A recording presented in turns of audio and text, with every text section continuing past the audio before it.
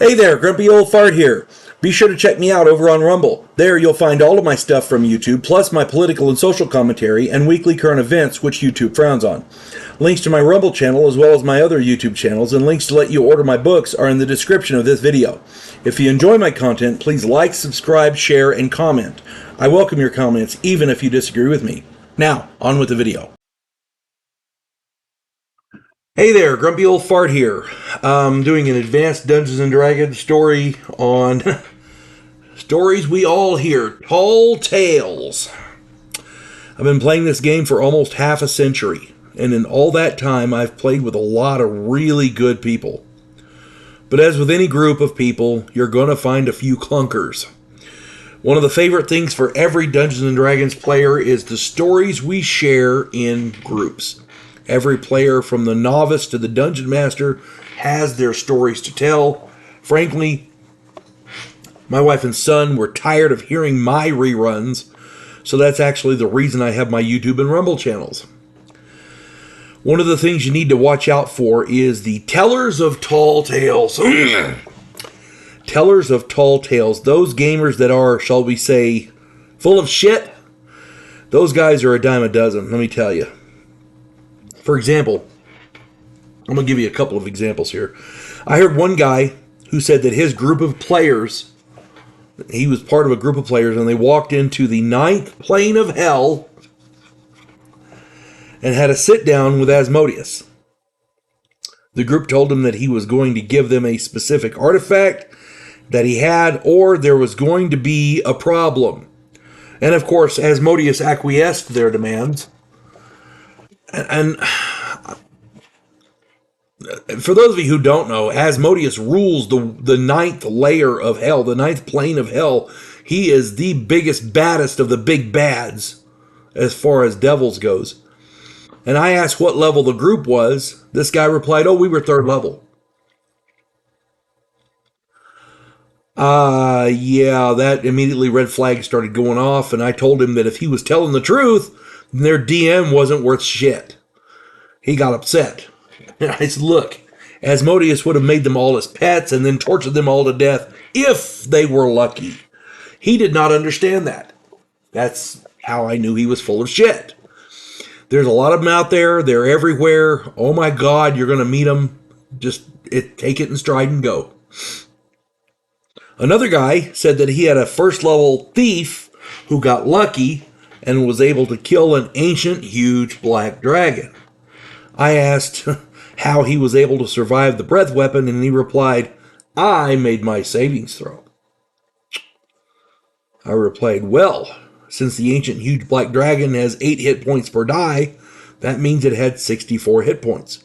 And since dragons' breath weapons do damage equal to their hit points, that means it did 64 hit points of damage when it spit its acid on you.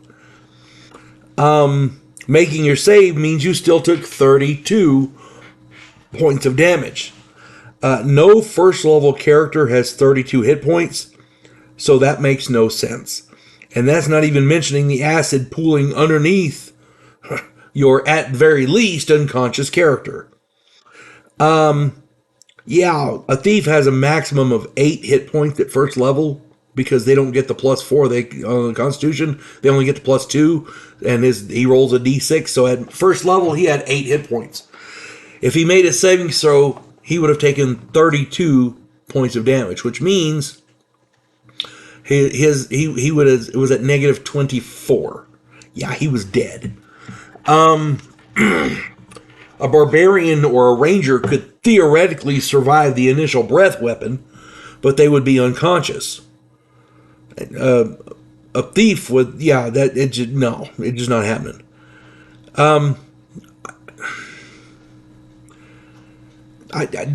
People like that irritate me because they make wild claims, and I've played with players. I used to play with this guy. He was a really great guy until I found out he was fudging numbers. I used to play with another guy who made these wild claims, but then when you go and investigate, you find out that the games never took place, or the dungeon master says, no, that's not what happened. Here's what happened. that kind of thing. I've played with a lot of players like that. But this guy, these two here, they're the outstanding ones right there. If a thief at first level survived an ancient huge black dragon's acid breath, just simply by making a savings throw, yeah, that DM really sucks. Holy crap, that dungeon master needs to stop. He needs to go learn more. That's all I gotta say. and here's the other part. It's not all the player's fault if a first level character runs into a black dragon. There's got to be some significant. The dungeon master has to give him a way to get away. Has to give him an out. Otherwise, if you roll up a first level character and the first thing you see walking out of the box, walking through the door, there's an ancient huge black dragon sitting there staring at you. Yeah, your dungeon master doesn't like you. Your dungeon master is an asshole. Okay? The whole point is to have fun. Making up characters constantly and just having them die off immediately, that's no fun. You know? The whole point is to have fun. If this guy was being serious, his dungeon master was an idiot for even putting the black dragon in there in the first place. That's all I'm saying.